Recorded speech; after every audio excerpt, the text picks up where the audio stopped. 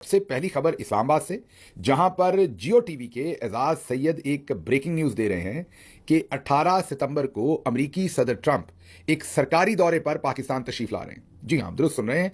18 सितंबर अमेरिकी सदर Donald Trump कर रहे हैं पाकिस्तान का दौरा, और दौरा है सरकारी दौरा, और यह खबर दे रहे हैं जियो टीवी के एजाज सैयद।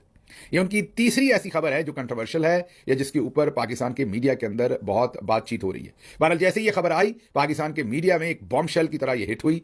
अभी जो जर्नैली टाउट थे इसके ऊपर बयानियां बनाना चाहते ही थे या बना ही रहे थे कि इस बयानिया को पाकिस्तान के सोशल मीडिया ने डिबंक कर दिया। पाकिस्तान के सोशल मीडिया में स्क्रीनशॉट्स शेयर हुए सीएनएन के और दूसरे आलमी मीडिया के, जिसने वाज़ेह तौर पर यह बता दिया कि एजाज सैयद ने झूठी खबरें देने का या गलत खबरें देने की हैट्रिक पिछले एक हफ्ते में ही शायद मुकम्मल कर ली। शायद वो वाहिद सहाफ़ी होंगे जिन्होंने एक हफ्ते में माशाल्लाह से 3 गलत खबरें देने की हैट्रिक की है। तालियां तो बनती हैं, आपको पता है कि क्रिकेट में हैट्रिक होती है तो ये कैरियर के अंदर बहुत अहम तरीके से लिखा जाता है।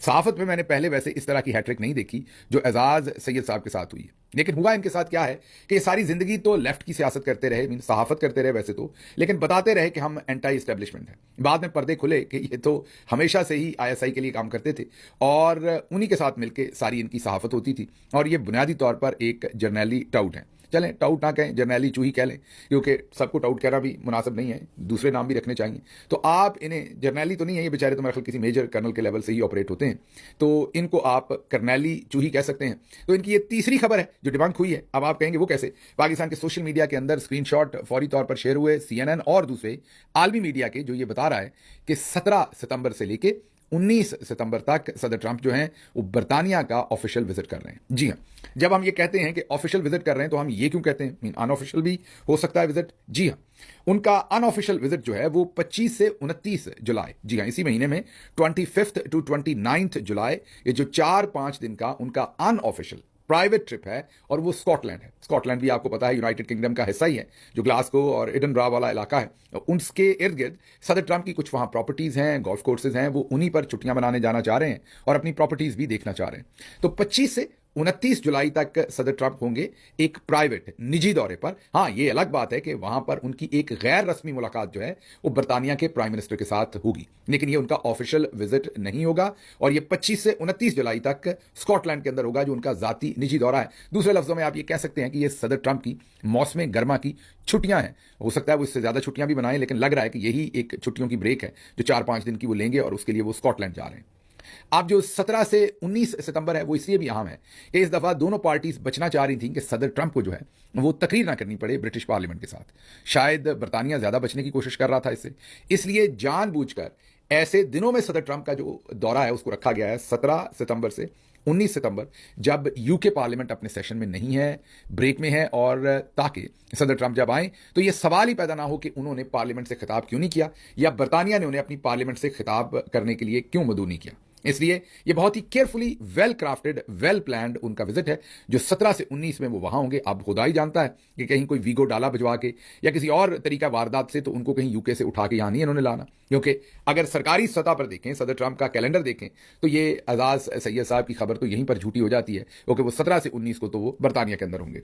जो सदर ट्रंप की बेगम फर्स्ट लेडी मेलानिया ट्रंप, उनको जो किंग चार्ल्स हैं और उनकी बेगम क्वीन कैमिला, वो विंडसर कासल के अंदर होस्ट करेंगे, मतलब कि वो वहां पर रहाइश वजीर होंगे, और शाही खानदान जो है वो इनके होस्ट होंगे, सदर ट्रंप और उनकी अहलिया के। और टाइमिंग मैंने आपको पार्लियामेंट के एतबार से बता दी है। तो ये स्टोरी जो है झूठी निकली है, पहली नहीं है। हमारे जो कर्नैली चूही हैं, प्यार से कह रहा हूं, आप गुस्सा ना कर लें, क्योंकि वो उनकी सहाफत इसी तरह की लगती है। खुद तो पता नहीं वो कैसे लगते हैं, लेकिन उनकी सहाफत जो है वो कर्नैली चूही सी लगती है। अब ये कर्नैली को लफ्ज़ नहीं होता, लेकिन चलें, अब वैसे तो एजाज सैयद साहब जैसा सहाफ़ी भी नहीं होता, तो जिस तरह के वो सहाफ़ी हैं उसी तरह का लफ्ज़ हमें निकालना पड़ा है, क्योंकि सारी उम्र इन्होंने माशाल्लाह से उस तरफ से रिमोट कंट्रोल पर झूठी खबरें दी हैं। अब आप कहेंगे कौन कौन सी इन्होंने झूठी खबर दी? एक तो इन्होंने इसी हफ्ते में दी कि मलिक रियाज की डील हो गई है, और वो शायद 2000 के 3000 कनाल ज़मीन उन्होंने आर्मी चीफ को ऑफर कर दिया, और वो पाकिस्तान वो वापस आ रहे हैं। वहां से कोई ऐसा एक्सेप्टेंस नहीं आई, और ना ही उस खबर पर कोई अगली डेवलपमेंट हुई। दूसरी खबर इन्होंने ये दी कि सदर जरदारी से इस्तीफा लिया जा रहा है या वो इस्तीफा दे रहे हैं। वो खबर भी डिबंक हो गई। और अब ये तीसरी खबर है जो आपके सामने हमने इंटरनेशनल मीडिया के सारे सबूत रखती हैं, जो हमने नहीं ढूंढे, ये पाकिस्तान के सोशल मीडिया पर पहले से थे, लेकिन अगर आप खुद से भी ढूंढेंगे गूगल करके तो CNN और तमाम न्यूज़ आउटलेट्स ने ये खबर जारी कर रखी है। तो मुबारकबाद देते हैं हम करनैली चूही जनाब एजाज सैयद साहब को कि एक ही हफ्ते में उन्होंने हैट्रिक की है। अगर उन्होंने रखते सफर बांधे रखा और कर्नल साहब की बातों के ऊपर, जैसा कि वो हमेशा से खबरें देते हैं, इसी तरह से खबरें देते रहे तो कोई शक नहीं, इसी हफ्ते के अंदर वो डबल हैट्रिक भी कर सकते हैं। अच्छा जी, अगली खबर की तरफ चलते हैं। बारिशें हो रही हैं शदीद और हैरानी के तौर पर, मतलब हैरानी और परेशानी के तौर पर आपको ये खबर दे रहे हैं कि इस कदर पानी है कि शायद ही पहले इस तरह से पानी उबलता हुआ देखा हो।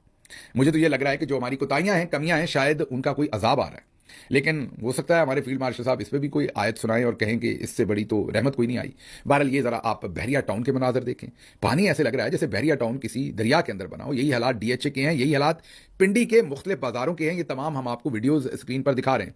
मतलब पुराने शहर से लेके, बैरिया टाउन से लेके DHA, मतलब कि तमाम नई कॉलोनियां और पुराने पिंडी के इलाके सभी डूब रहे हैं इस टाइम। ऐसा लग रहा है जैसे ये किसी समंदर के अंदर शहर हो। हर तरफ पानी पानी है, घरों के अंदर पानी घुसने वाली खबर तो छोटी है, वो तो उससे काम बहुत आगे निकल गया। लेकिन जिस तरीके से पानी टूट कर आ रहा है वो तो ऐसे है जैसे किसी बड़े डैम का बंद टूट गया हो। सिर्फ इतना ही नहीं, हमने कई और चीजें भी आपके सामने दिखानी है, वो भी आपको दिखाते हैं पानी कैसे आ रहा है। ये जरा गौर कीजिए। चकवाल में कहा जा रहा है कि ये दुराबी डैम टूटा है। ये जो पानी इस तरीके से आ रहा है कि जैसे समंदर टूट के आ रहा हो। इसी तरीके से कटास राज मंदिर चकवाल के करीब, बहुत ही तारीखी मंदिर है हिंदू बरादरी का, उसके इर्द गिर्द सारा पानी जमा हो गया और बड़े आप ये कहें कि आला दर्जे का जो है, बहुत ही हायर लेवल का वहां पर सैलाब जो है वो डेवलप हो गया है। और खतरा है कि कटास राज मंदिर को शदीद नुकसान ना पहुंचे। ये एक तारीखी इमारत है, जाहिर है उसको अब बचाने की हुकूमत कोशिश करती है कि नहीं ये हमें नहीं पता, लेकिन वहां पर भी हर तरफ पानी पानी। ये हाफिजाबाद की एक खबर देख लें। मतलब ऐसा नहीं है कि ये सिर्फ रावलपिंडी में है, ये सिर्फ चकवाल में है, हर तरफ लाहौर के भी यही हालात हैं। मुझे तो यही लग रहा है कि ये सब्दी माँ जो है, ये उन्हीं की मेहरबानी से जो इन्होंने नहूसत पाकिस्तान के ऊपर डाली है, उसकी अब जो कुदरत है वो भी हमसे बदला ले रही है। लेकिन एक तरफ तो ये सारे हालात हैं जो मैंने आपको बताया है कि बारिशें इतनी हुई हैं, उससे पानी आ रहा है। झेलम का दरिया देखें तो वो भी इस वक्त टूट के बह रहा है। टूट के बह रहा है का मतलब है कि ऐसे पानी जो है उसके अंदर लहरों की शक्ल में आ रहा है कि जैसे वो कोई समंदर हो। तुगयानी है हर तरफ। और देखते हैं, हमें तो लग रहा है कि इससे बहुत ज़्यादा बड़ा नुकसान होने जा रहा है, क्योंकि हमारी जो मशीनरी है वो तो सारी की सारी हुकूमती, वो तो उसका तो काम टिकटॉक बनाना है। और इतनी बड़ी कैटास्ट्रॉफी जो हो रही है, इसका मेरा नहीं ख्याल कि हमारे यहाँ जो सिस्टम है वो मुकाबला करने का, उसके अंदर किसी किस्म का उसकी स्किल है या उसकी ऑपरेशनल कैपेबिलिटी है। अगली खबर इसी से रिलेटेड है। DC पिंडी ने अपना मार्का दिखाया। DC पिंडी ने 10:10 पर सो के लेट उठे, तो थोड़ा सा पिंडी सैलाब में डूब चुका था बुरी तरह से। जब वो सो के उठे तो 10:10 हो चुके थे। उन्होंने उसी वक्त ऐलान किया कि आज पिंडी में सरकारी तातील है। अब बच्चे भी और जितने लोग दफ्तरों में काम करते हैं वो भी सुबह 8 साढ़े 8 बजे के दफ्तरों में पहुंच चुके हैं। ये सरकार 10:10 के ऊपर बता रहे हैं लोगों को कि आपको आज छुट्टी है। मतलब लोगों ने जैसे भी मुश्किल से दफ्तर पहुंचना था, स्कूल पहुंचना था, वो पहुंच चुके थे। लेकिन क्योंकि ये सो रहे थे, इनके पास वक्त नहीं था, तो इन्होंने 10:10 पर ये नोटिफिकेशन किया है। ये यकीनन अगर आप पुल आउट करेंगे तो ये जो DC पिंडी है, क्योंकि पिंडी का जो DC है वो चौधरी साहब की मर्जी के बगैर नहीं लगता, ये चौधरी साहब के आदमी होते हैं, इसलिए नालायकी का लेवल भी फिर चौधरी साहब ही तय करते होंगे। तो अब आप गौर कर लीजिए कि जो छुट्टी कल दे देनी चाहिए थी, जाहिर है मौसम की फोरकास्ट तो थी, ये नहीं पता होगा इतनी बारिश होगी, लेकिन ये तो पता था बारिश होगी, तो अगर छुट्टी देनी थी तो कल दे देते। लेकिन आप खुद हालात देख लें कि इन्होंने क्या बर्पा कर रखे हैं। अगली खबर अडयाला जेल से आपके सामने रखेंगे। ये भी एक खतरनाक खबर ही मैं ये कहूंगा। कल इमरान खान साहब का जो ट्वीट था उसमें एक जुमला था जिसमें इमरान खान साहब ने ये कहा था कि मेरे पर मुसीबतों के तमाम पहाड़ तोड़ दिए गए, मेरे कोई हकूक प्रोटेक्ट नहीं किए जा रहे और मुझे हर तरह की सजा दी जा रही है। उन्होंने अपनी बात ही नहीं की, उन्होंने साथ अपनी जौजा की बात भी की कि बुशरा बीबी पर भी मुसीबतों के पहाड़ तोड़ दिए गए। लेकिन उसी के अंदर उन्होंने एक जुमला कहा जो बहुत ही मानीखेज है। उन्होंने कहा कि एक फौजी अफसर रिजवान वो इसी जेल में कैद काट रहा है और उसको यहां पर पूरे सरकारी प्रोटोकॉल के साथ मेहमान बनाकर रखा गया है। मतलब कि आला किस्म की उसे जेल ऑफर की गई है। मीन फुल प्रोटोकॉल है, फुल सहूलतें हैं। तो उन्होंने कहा कि उसे तो यहां दूल्हा बना के रखा हुआ है। खान साहब ने वर्ड दूल्हा नहीं कहा, ये हम अपने तजिए में कह रहे हैं। तो उनको तो यहां दूल्हा बनाकर रखा है, लेकिन मुझ पर और मेरी बीवी पर तमाम मसाइब जो हैं वो तोड़ दिए गए हैं। अब खबर यह भी आई है कि इमरान खान साहब की जो मीटिंग्स थी वो तो पहले से ही बंद की थी। अब बुशरा बीबी की भी हर तरह की मुलाकात बंद कर दी गई। ना ही उनकी इमरान खान साहब से कोई मुलाकात हो पाती है और ना ही अब उनके घर वालों से मुलाकात करवाई जा रही है। बुशरा बीबी की पूरी फैमिली, उनकी बेटियां, उनके दूसरे घर वाले सुबह से जाके अडयाला जेल के सामने बैठे रहे और उन्हें शाम तक बिठाया गया, लेकिन बुशरा बीबी के साथ मुलाकात नहीं करने दी गई। तो मियां बीवी दोनों के ऊपर बेशुमार इस वक्त प्रेशर है और बेशुमार जुल्म हो रहा है। लेकिन दूसरी तरफ ये जो खान साहब ने रिजवान साहब का नाम लिया, ये कौन है आप जानना चाहते होंगे और इन्होंने क्या कारनामा सरंजाम दिया है जो इन्हें इतने बड़े प्रोटोकॉल के साथ रखा जा रहा है। तो ये ब्रिगेडियर है जो हमारे पास इंफॉर्मेशन है इनकी।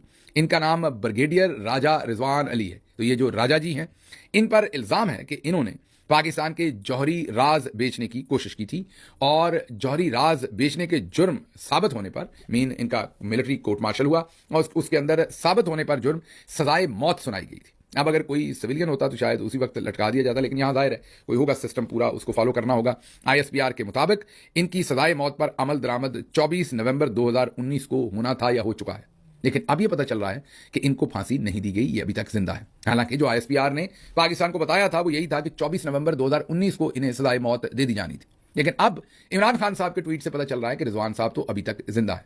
मजीद लोगों ने जब तहकीक की तो अब मीडिया ये रिपोर्ट कर रहा है कि इनको गालिबन या जनरल बाजवा ने, लेकिन मोस्ट इसकी जो प्रोबेबिलिटी है वो यही है कि जो मौजूदा फील्ड मार्शल साहब हैं इन्होंने इनकी सजाए मौत खत्म कर दी। ये वो फौजी अफसर हैं या इन्हें गद्दार फौजी अफसर कहें, क्योंकि अब अगर हमने इधर या इधर गद्दार आगे पीछे लगा दे बड़ा गुस्सा आना है हमें। तो गद्दारी बगावत के सर्टिफिकेट ऐसे बांटते हैं हमारे जनरल साहबान जैसे मां के पेट से हम गद्दार पैदा हुए थे, और ये मां के पेट से मुहिब वतन सारे पैदा हुए हैं, धड़ाधड़ सर्टिफिकेट बांटते हैं। हमें बड़ा सोच के कहना पड़ता है। मतलब मेरे मुंह से पहले निकलने लगा था गद्दार फौजी अफसर, तो मैंने कहा कि ये, या मेरे मुंह से निकलने लगा था कि फौजी गद्दार अफसर, तो वो फौजी गद्दार मैं कह देता तो कहना था ये तो पूरी फौज को कह रहे हैं। हालांकि जब भी मैं फौज की बात करता हूं तो मैं ऊपर बैठे चंद जनरल्स की बात कर रहा होता हूं। बाकी फौज में सारे लोग तो बेचारे ये सारे गलत काम नहीं कर रहे ना, जो उनमें कर रहे हैं वो भी हुक्म की तामील कर रहे हैं। अगर उन्हें मौका मिले तो शायद वो ये सारे गलत काम ना करें। बहरहाल ये जो राजा रिजवान अली हैं इनकी सजाए मौत 2019 में होनी थी, जिसको खत्म करके इनकी कैद को रिलैक्स किया गया, इनकी सजा को रिलैक्स किया गया है, और हमें बताया जाता है कि वहां अकाउंटेबिलिटी बहुत है। तो जो गद्दार है जिसने मुल्क के राज बेचे उसको सहूलतें हैं जेल के अंदर, और जो मुल्क का हीरो है, जो मुल्क का वजीर आजम रहा है और अभी भी वजीर आजम है, क्योंकि 90% लोगों ने वोट आज भी इमरान खान को दिया है। जब आप इमरान खान के बारे में बात करते होते हैं तो इस बात को मद्देनजर रखा करें। दो हकीकतें, जो हमारे फील्ड मार्शल साहब हैं वो रिटायरमेंट के बाद आर्मी चीफ बने, उनकी रिटायरमेंट उससे पहले हो चुकी थी, और इस अक्टूबर नवंबर को उनका टेन्योर खत्म हो रहा है। उसके बाद जो कुछ भी है वो फॉर्म 47 का है। लेकिन दूसरी तरफ जो इमरान खान जेल में बैठे हैं उनको 90% लोगों ने वोट दिया, और अगर वो वोट गिन लिए जाते तो आज इमरान खान वजीर आजम पाकिस्तान होते। इसलिए एक तरफ मुल्क का इलेक्टेड वजीर आजम, ये मैं बार बार कह रहा हूं, साबका नहीं, मौजूदा इलेक्टेड वजीर आजम, क्योंकि 8 फरवरी को कौम ने वोट इमरान खान को दिया हुआ है। तो इलेक्टेड वजीर आजम जिसको आप सबने वोट दिया उसको काल कोठरी में बदतरीन मजालम के साथ रखा हुआ है, और जो अपना गद्दार है जिसने मुल्क के, खुद आपने कहा, हम नहीं कह रहे, आपके मिलिट्री कोर्ट के अंदर यह फैसला किया गया, आपने कन्विक्ट किया, आपने कहा कि पाकिस्तान के जौहरी राज बेचे थे, सजाए मौत दी, फिर उसकी सजाए मौत आपने खत्म की, उसे आजकल आपने सरकारी मेहमान बनाकर फुल प्रोटोकॉल और सहूलतों के साथ जेल दी हुई है। और जो हमारा वजीर आजम है, जो इलेक्टेड वजीर आजम है अवाम का, उसका हशर आपने ऐसे किया हुआ है जो असल में आपको शायद गद्दारों का भी नहीं करना चाहिए, मतलब कि इतनी आपने सजाएं दी हैं। तो ये वो इंसाफ है जो हमारे हाफिज साहब फराहम कर रहे हैं। देखते हैं आगे कैसे काम चलेगा। लेकिन बहरहाल जैसे भुट्टो जिंदा है ऐसे ही राजा रिजवान साहब भी जिंदा ही निकले हैं। चलें, जिंदा रखना है या फांसी देनी वो तो आप लोगों का काम है, आपने फैसले किए हैं, लेकिन हमारे इलेक्टेड वजीर आजम के साथ जो आप कर रहे हैं वो आप बहुत ही ज्यादा गलत कर रहे हैं। अगली खबर खैबर पख्तूनख्वा से आपके सामने रखते हैं, और खैबर पख्तूनख्वा से तो नहीं, पूरे पाकिस्तान से ही खबर है। खैबर पख्तूनख्वा से हमने खैर वो क्या खबर आपके सामने रखनी, अगली खबर पूरे पाकिस्तान से ही है, और वो ये है कि तहरीके तहफ़्फ़ुज़े आईन पाकिस्तान की जो तंजीम तश्कील दे दी गई है। ये आप एक किस्म का इसे आप अपोजिशन का इत्तेहाद कहिए।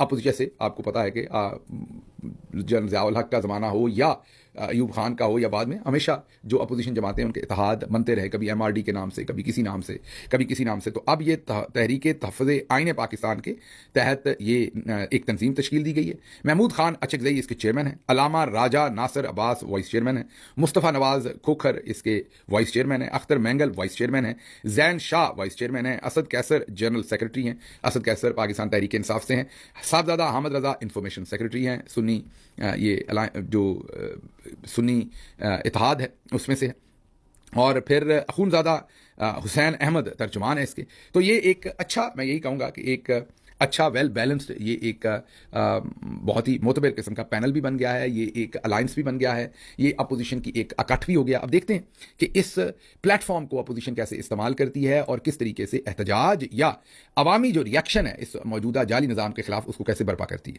लेकिन ये एक बहुत ही खुशाइन बात है जो हुई है, मैं यही कहूँगा, और आने वाले दिनों में हम इसको देखते हैं कि इसके मामलात आगे कैसे चलते हैं। अच्छा जी, मेरी इत्तलात कहती हैं कि PTI की तरफ से इस्टेब्लिशमेंट से राब्ते बहाल करने की दोबारा कोशिश की गई है। इस्टेब्लिशमेंट की तरफ से नो का सामना करना पड़ा है फील्ड मार्शल पर इल्जाम की यही वजह है। ये लांस नायक मुना आलम साहबा खबर दे रही हैं। अच्छा, जब खबर दे रही हैं तो ऐसे लगता है कि जैसे क्रिस्टीना अमनपुर जो है वो खबर दे रही हो कि कोई बहुत बड़ी जर्नलिस्ट हो। हालांकि इनका काम खबरें पढ़ना है जो इनको दे दी जाए, और वो ये हमारी बहन जो लांस नायक मुना आलम है बैठ के पढ़ देती हैं। मतलब एक तो ईंट उठाओ तो आजकल साफी बने हुए हैं, वही हालत हमारी इस बहन का है कि इस तरीके से खबर रिपोर्ट कर रही हैं जैसे वाकई को बड़ी इन्वेस्टिगेटिव जर्नलिस्ट हो। हालांकि इन्हें ये लांस नायक हैं तो इन्हें किसी जेसीओ ने ही खबर दी होगी, मैक्सिमम किसी मेजर ने कहा होगा कि बेटा चलो जाकर ये खबर पढ़ दो। और खबर कैसे शुरू की है कि मेरी इतलात कहती है, एडी तेरी कोई इतलात मेरी ये पहने। मतलब इतनी बड़ी आपकी इतलात, जैसे आप कोई डॉन की आरफा नूर हो और आप बड़ी कोई मोतबर सहाफत करती हो, आपकी केड़ी इतलात हैं। तो आपको बस किसी ने कान में फूंक मार दिया और आपने न्यूज़ कास्टर की तरह बैठ के खबर पढ़ दी है। एक तो इन लोगों को ख्याल भी नहीं आता कि ये अपना मजाक भी बनाते हैं, और इनको बिल्कुल कोई शर्मिंदगी नहीं होती कि क्या लोगों को नहीं पता आपकी सहाफत किस तरह की है, वो केड़ी इतलात और केड़े जराए आपके। लेकिन चले, बहरहाल अब इन्होंने कहा है तो इसका हमने आपके सामने खबर रखी है, क्योंकि इनको शौक है कि इनकी इतलात का जिक्र जो है वो जरूर किया जाए। खबरें और भी थी, लेकिन मुझे यहां से इजाजत दीजिए। अल्लाह आपका हामी और नासिर हो। पाकिस्तान जिंदाबाद।